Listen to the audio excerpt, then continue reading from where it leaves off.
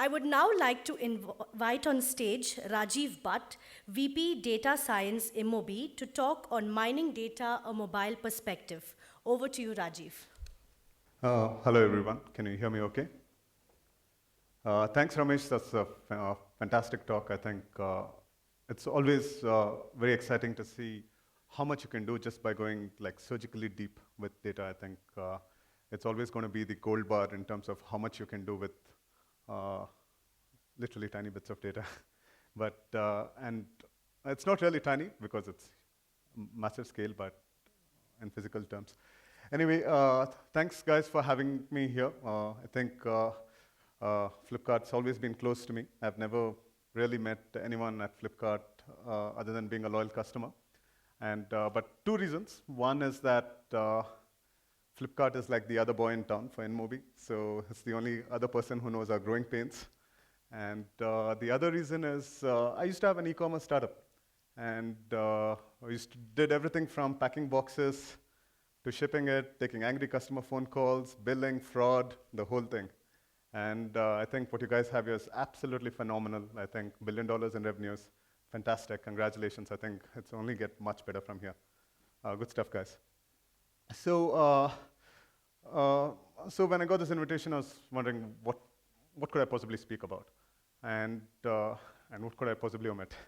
And so then I said, given that maybe I have some rudimentary visibility into e-commerce and maybe the online world, I thought it would be interesting to draw a comparison between that and the mobile world and try to highlight what's different in mobile so that it's maybe something that we can contribute from an InMobi point of view. And so thought maybe spend some time talking about mobile, why mobile is exciting or what's happening on mobile as we are seeing it as an ad network. Then maybe talk a little bit about InMobi, and then also talk about the challenges that we face as we grow as a company, particularly with regards to data, and particularly with regards to the characterization of that data, and understand that a little bit, and understand how it's forcing us to do the things that we do. And I'm also fortunate to have in the audience three phenomenal engineers from InMobi, Srikanth, Inder, and Gaurav.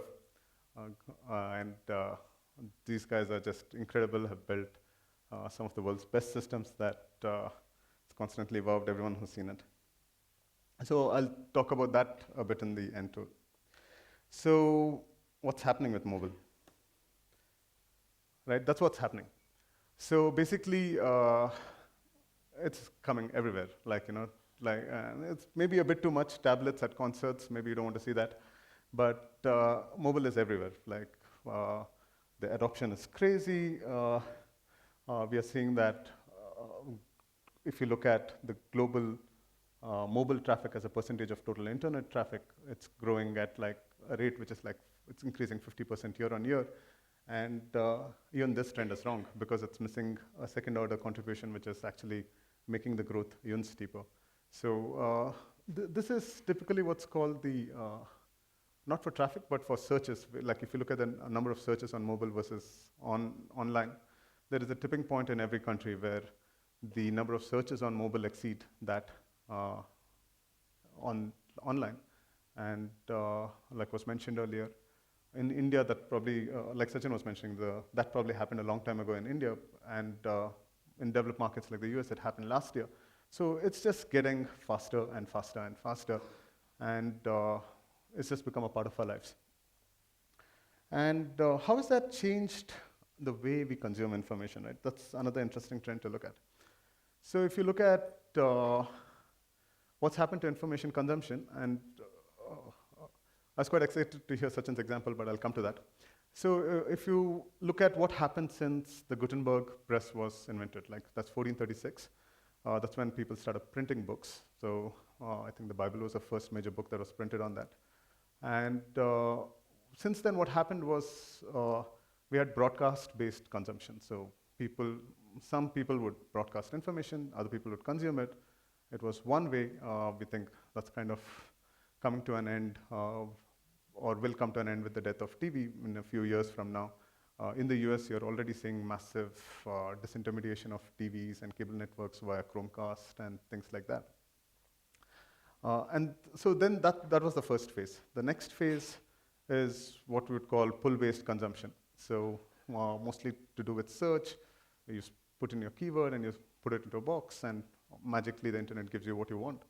And I won't be surprised, like, if 20 years from now our kids look at us and they say, like, wonder why we were typing in what we wanted. Like, why wasn't the collective consciousness around you figuring out what you wanted already, right? And I think that's the world that we're going towards. I think mobile is the first step there. I think this is about understanding enough about the user and to do what the user, to have ready for the user what he or she might. And I think you're beginning to see it. Like, you're beginning to see it in terms of products like Google Now, which knows what you want, which knows that you have a meeting across town in 40 minutes. You better be leaving your house at 9:20 so that you can get to that 10 o'clock appointment. And it's not too far-fetched. And the reasons are few-fold, right? The first one is mobile is ubiquitous, which is basically mobile is everywhere. It's with you. You're taking it everywhere. The second major trend, which is pushing us towards that, is the digitization of the offline world. So basically, every single lat long in the world is getting enriched every day with like a phenomenal amount of interest data, location data, traffic data, density data. So it's just getting more and more exciting, like in terms of what you can do if you know a certain lat long. And the third thing is, with this location information, what you can also start doing is the placing cookies. So I'm sure all of you have had this weird experience where, let's say you went to some sports page on somewhere on the net, and you were not even logged into Facebook. And of course, there happened to be like a Facebook like button on the page somewhere. You did not click it. But because that like button was placed there, Facebook knew that you had been to that page. And then automatically Facebook started showing you sports ads in your Facebook feed, started targeting you with that kind of information because it knows that's something that appeals to you. Now the thing is, you can do that in the offline world. Like if you send me an ad request or if you send me a request, and this goes back to what Sachin was mentioning earlier too. If you send me a request from, say, an airport, like Sachin was mentioning, or from a stadium, I can place a cookie on my server saying that, look, he's been to a stadium or he's been to the airport, and hence understand your offline behavior, understand what is it that you like to do, how do you engage with the world, and how do you interact with the offline world. And that's getting even better, with things like iBeacon, where you're actually recording the offline click. Basically, you're saying, can I get a digitization of an offline interaction, which is not available right now. So it's getting quite exciting that way.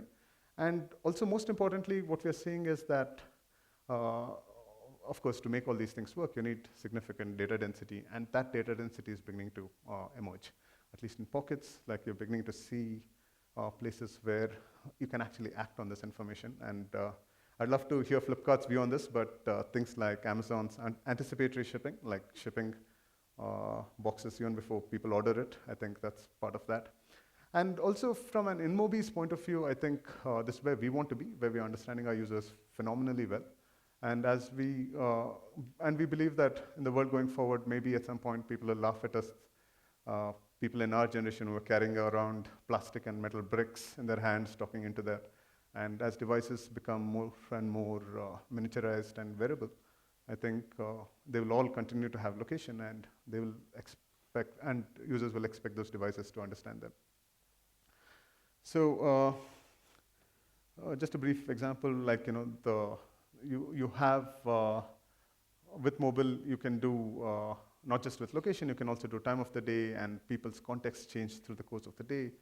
You could have a woman who could be worrying about a certain set of products between 7 and 9, like in the morning, mostly related to family. Maybe around 9 to 10, she's worried about things like commute, maybe the gym, maybe different set of things. Lunch options around noon. Maybe in the evening, it's time to worry about what are we going to do in the evening. Are we going to go out? Are we going to eat out? and maybe evening time is family time, maybe it's time to get your errands done, your chores done. So it just exposes a lot of exciting opportunities. So with that, I would like to introduce InMobi for those who don't know it. InMobi is a mobile ad network at the heart of it. And we like to think of us as one of the largest mobile ad networks in the world. And we've been around for a little longer than, or maybe around the same time as Flipkart. Our major investors are SoftBank, Shapalo, KPCB. We believe ourselves to be truly global. We have about 25 locations around the world. About half, we are about significantly smaller than Flipkart. We are about 900 people, half of whom sit in Bangalore and half in locations around the world. We have massive reach. So we reach about 750 million mobile consumers around the world. I think Facebook beats that, but Facebook and Google, but then it's us. And we do crazy amounts of technology. So more on that. And we were very proud to be recognized as one of the 50 top disruptive companies last year by MIT. So I think that's something we're very privileged. It's quite an honor for us. So I'll also go into some numbers just to give you a sense for the scale that we are operating at. So while Flipkart deals with a lot more data down the funnel, our funnel might not be that deep, at least for the core business. It's a little, but it's a lot wider. So these are the kind of numbers we're looking at. So we've done about 1.6 trillion ad requests.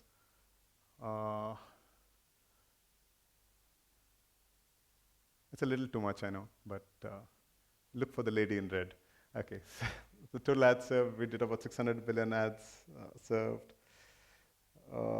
We do a peak ad requests per second, about 120,000 ad requests per second. So we do about 5 to 6 billion auctions a day. Each auction needs to be done in 20 to 25 milliseconds.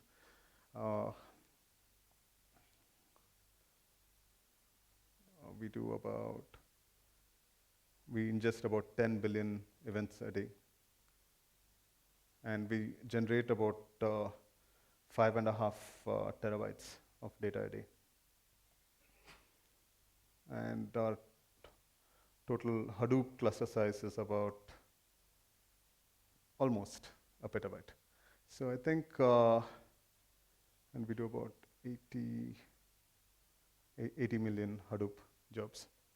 So the reason I bring these numbers up, is just to illustrate the scale at which we are operating. So for us, now we are at a scale where things are breaking down, right? And where some of the things that we're doing, or which work for us well, are no longer working for us. We need to understand why they're not working. We need to characterize that extremely well, and so that we can put in place solutions which can secure a mid to long-term future.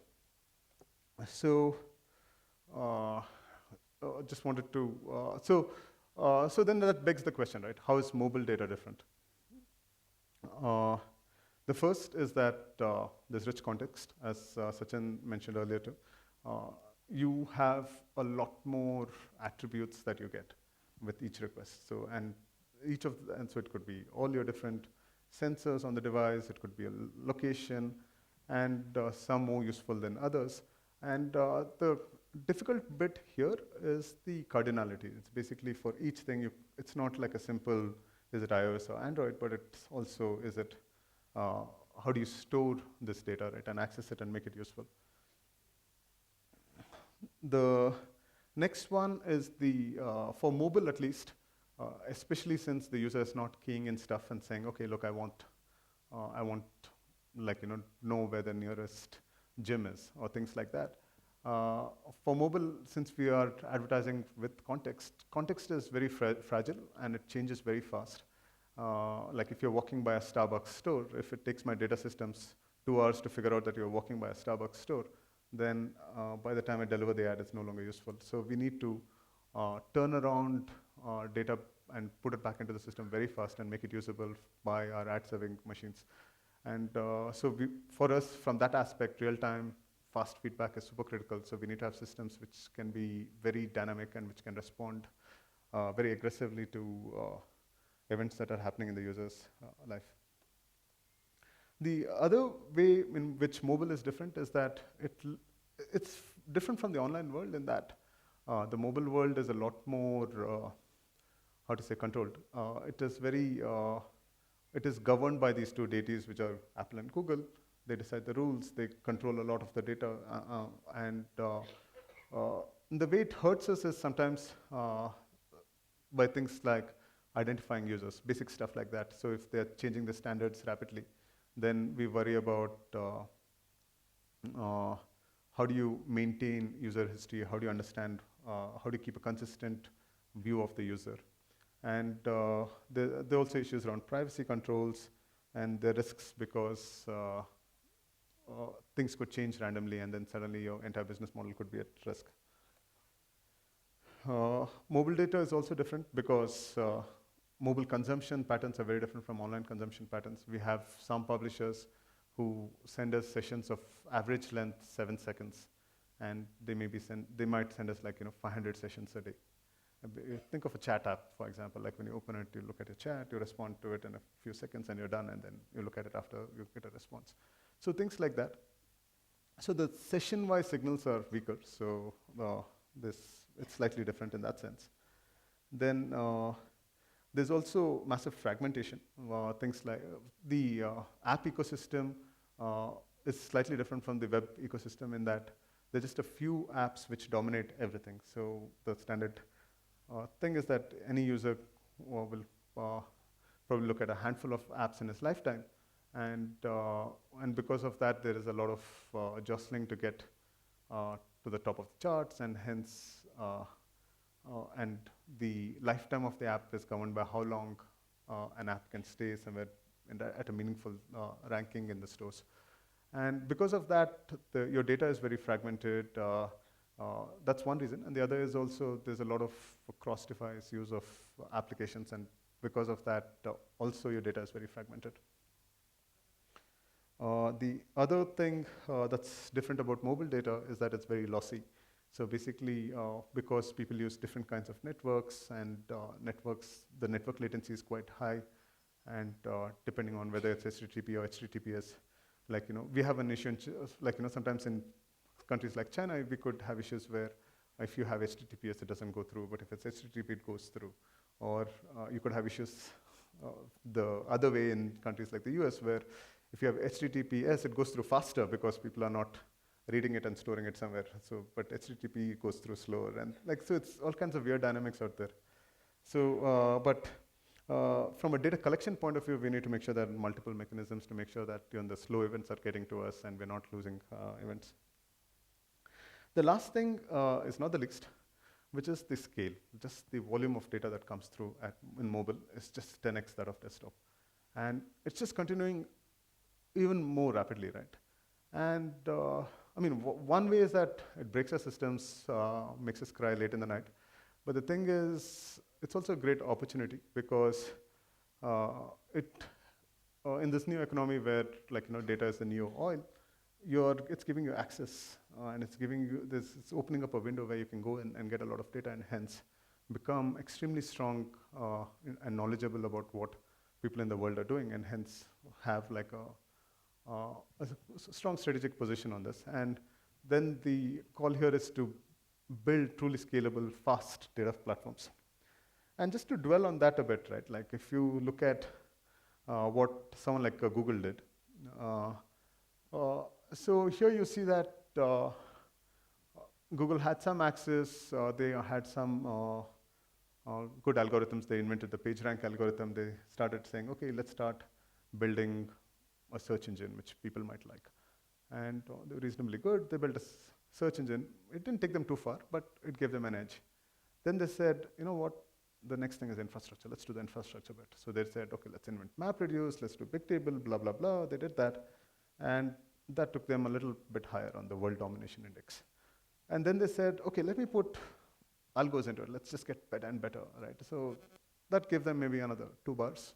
So they went up a little more.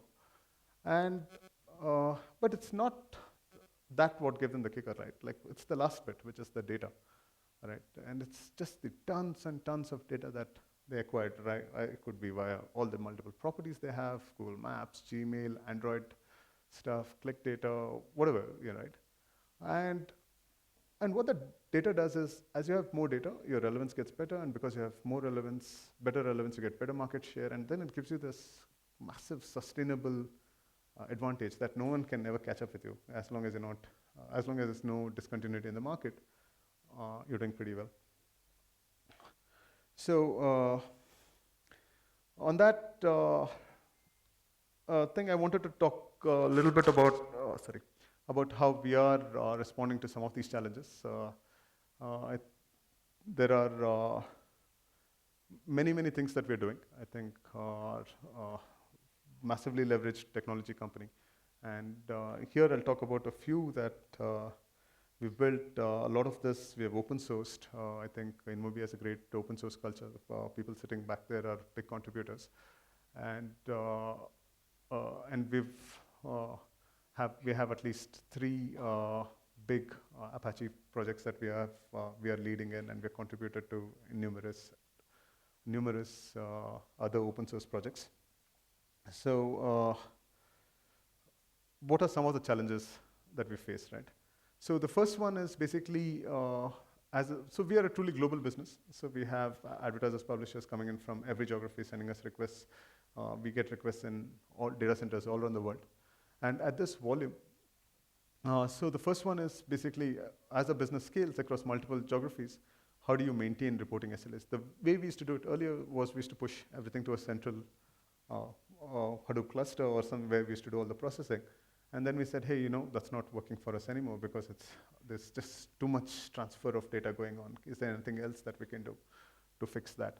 So then we did, so we launched Apache Falcon for that, which is basically a geo-distributed data processing center, where we said, okay, let's do smaller summaries in each data center, then just send the much, much smaller summary to the central data center and just do things much faster that way. So that helped reduce our reporting timelines, to a fraction of what they were before. Then the other one is, since as we built, we have different use cases in the company, right? We have, of course, the usual business reporting. Then we also have ad relevance, which is basically the prediction engines. They need to know what's happening. There's another component, which is in real time, you want to update information. So there's multiple kinds of consumers of data who want to consume it at different frequencies and different latencies. But the thing is, once you have all these systems, if you try running the wrong query on the wrong system, you would usually end up with disastrous results. So we're wondering, is there a way in which we can abstract all this out, make all these different kinds of data systems opaque to the user? He should not worry about what kind of systems are down there. So can we abstract it out and just have the user fire a query, whatever it be? If it's something which is at a very deep granularity, it'll pick it up from the right system. If it is something which has already been pre-computed and loaded up in some data warehouse, we'll get it from there. Or if it's something that needs to come from maybe a stream, maybe we could do that too. So how do we, so that's the grill project that we've been working on. Then the third thing that the third thing is around how do you handle fast joins across billions of keys. So a very simple use case for us is that we have impressions coming in. So we log those impressions. Basically every time we show an ad, that's an impression. And we want to know when people click. So when people click, so the clicks come in. And so then we want to join the clicks and the impressions. And so that can become very big, very fast. And so this has really forced us into streaming. So basically we are saying, can we do this as part of a stream so that we are not doing this in memory and doing this very slowly instead? Can we do this very, very fast? So so that's helped, that's something that's been working for us well as well. And then there was, we also had this thing around when you become so big, then one and you have all these geographically distributed data centers and all the data coming in at different times and at different kinds of batches, then how do you make sure that every consumer can get the data at the pace that he wants? Right. So then, how do you manage the predictability, the reliability, and how do you make sure that you're not losing any files in between? And so we built this entire pipeline for that called Conduit. So it's basically a system which allows consumers it's like almost like a data bus. People on the other side, they can consume both in a batch mode or a streaming mode with Pintail, of course. And that way we have, that way we just empowered like all data consumers. So they can consume this data in any format that they want and use it. The next one is, because we are frequently talking about users and locations and context like that. So a lot of the work that we need to do ends up being graph-based and at a very large scale. So the thing is, for that, we've been working on a homegrown graph database solution, which is at massive scale. So it just has users' attributes as nodes, and users' attributes as nodes, and then you have edges between them, and just so that you can do very fast queries on that. And the last one is one of my favorites, which is basically, so one thing about mobile is that if you know so much about it, so much about a user, then you frequently just run into privacy concerns because it's a little creepy. It's a little creepy, which is that you don't want your phone beaming data about you to mothership all the time, right? So how do you answer that question? And so one insight here is that the phone in your hand is much more powerful than many PCs of like a few years ago. And because of that, you can do a lot of the privacy sensitive processing on the phone itself. And you can just send the tag back to the mothership. And hence, you can achieve both objectives. You can understand a lot about the user, but at the same time, maintain privacy. And Inder, who's sitting here, is working on what he calls a hybrid map reduce. So in this case, we do the map part of the map reduce on the phone, but the reduce part we do on the cluster. So I think, so this is the kind of systems we work on. So we use, on the consume side, we are big users of HBase, Cassandra, MongoDB to a lesser extent, Redis, Zookeeper, Storm we're beginning to use that quite a bit, Flume, all of these. We contribute very actively to Hadoop, Hive, and Uzi. And we've created three products around Falcon, Conduit, and Pintail. So I'm on my very last slide now, which is what does the outlook look like?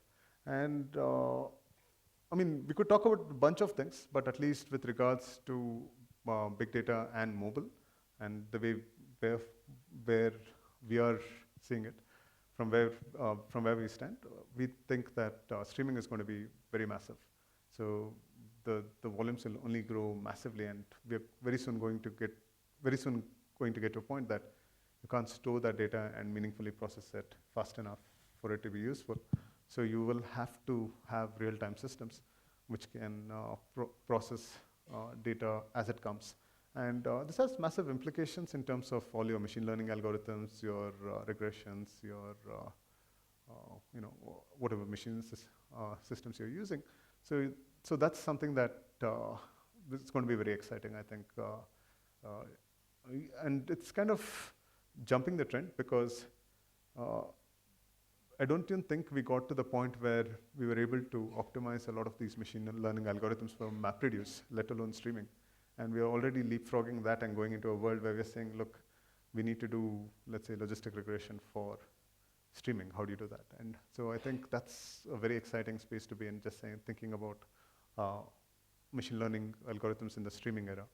And of course, there will be issues around, and also there'll be the standard set of algorithms that you need to worry about, ranking, clustering, correlations, things like that. And bunch of uh, things that were solved, at least in the MapReduce era, will have to be revisited. Things like consistency, delays, data losses, and things like that. So I think that's where it's going to go. And luckily, there is a lot of good work out there. There are good paradigms out there, good platforms which are beginning to take bold steps in that direction. So quite exciting times. Yeah, thank you guys. I think I'm at it. Rajiv, so there's a question for you that's Sure. come on Twitter, if you'd like to take it. Sure, would love to. Okay, so this is from Ravi Trivedi. He'd like to know, how does mobile ad targeting world in a non-cookie environment? Great question. So cookies don't work, like Ravi pointed out. But the good thing is that 80% of mobile activity happens on apps now. So HTML5, like mobile web is not working. So that's where cookies matter. On the mobile app side, you do get a user ID, which could either be the IDFA ID, which is what Apple puts out, which is the advertising ID for the ID for advertisers, IDFA. And Android is coming out with an ID as well. And the provision that Apple and Google have baked into this ID is that the user can reset it at any time that they want. So it's like clearing your cookies. And so because of that, fairly confident. It doesn't impact us that much because it's 80-20 ratio, and you have advertising IDs that you can use on the app side. And so then you have the side, the 20% on the mobile website that you need to worry about. And there you can do solutions like fingerprinting, like looking at some hash of the state variables on the phone. Very, very bad success so far. I think so far it's been fairly high rate of high false positives, and but it's not too bad. I think it's manageable. I think we're still looking for great tracking solutions, but the person who invents that will get the next billion-dollar company. Any other questions?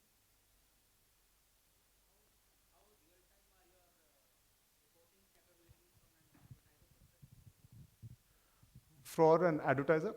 Yeah. So for an advertiser, I think we are in the 1 hour range or so. We can get much faster. We can do, if required, we can surface it in 5 minutes. But because we haven't felt the need, like our advertisers are not checking the dashboards that often. So we've kept it at about an hour or so.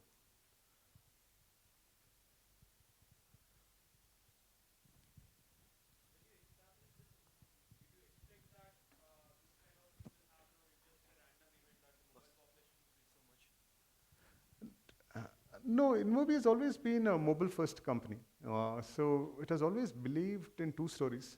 One is the mobile story, and in the beginning, the Asia story, and then it became the global story. But InMobi has always believed mobile is going to become very, very big. So at the company, no one talks about desktop.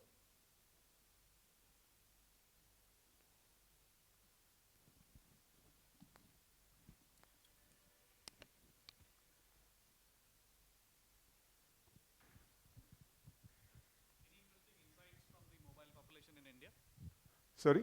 Any interesting insights from the mobile population in India? Like Sachin mentioned, India is becoming mobile first. We do have lot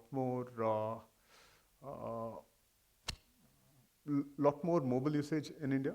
But what's happening though is, unlike some of the other markets, say China, for where it's taking off like crazy, the mobile the mobile economy has not grown that much, like the digital economy, like in terms of the market for advertising, the market for in-app purchases, those things have not matured yet, but I think they'll get there soon. But the sheer volume is quite high. It's just the average revenue is not there yet, but it's going up quite fast.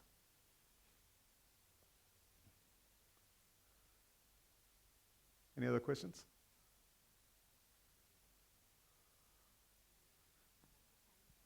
Yeah, I think Mandy's saying I'm out of time. We'll, okay, one last question, go ahead. So I had one question that it has become ad serving become a little more intelligent, or it is still old dumb style ads? Like if Actually, sorry, go ahead. like if you have Nokia, give ad for Samsung, and if you have a once you buy a Samsung, you start serving for iPhone. Sorry, say that last bit again. Like it is like once you have a Nokia phone, start serving the ads for Samsung. Once you have Samsung, you start serving the ad for iPhone, and it has no context whether you have bought or you have not bought, and keep on Yeah, serving yeah. ads. So definitely ads have become much smarter. But they've become smarter in a couple of ways, right? One is this entire thing about context that I'm talking about, understanding what is it that the user wants. And also I think at some point in the world, in the future, there is going to be a data exchange play that's going to happen between any entity taking information from the user and providing that value back to the user. For example, Google has gotten to that point where it knows that it provides you sufficient value, and in return, it takes your information. So that's why when it says I'm consolidating all your information across all your properties and I'm going to use it for advertising, you have no option but to say yes and you go ahead with life. So from that point of view, given that we have access to data, we are under an obligation to serve better ads, not just switch thing. But the other way ads have become smarter is that those banner ads are increasingly becoming irrelevant. Because now what's happening is people are finding that there are much richer experiences that can be made available on mobile by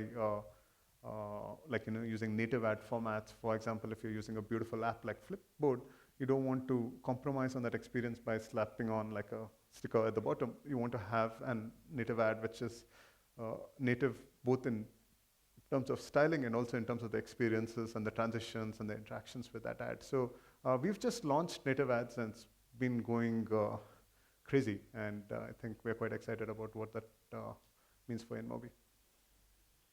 Cool. I think I'm out of time. Thanks so much, guys. I think this was fun.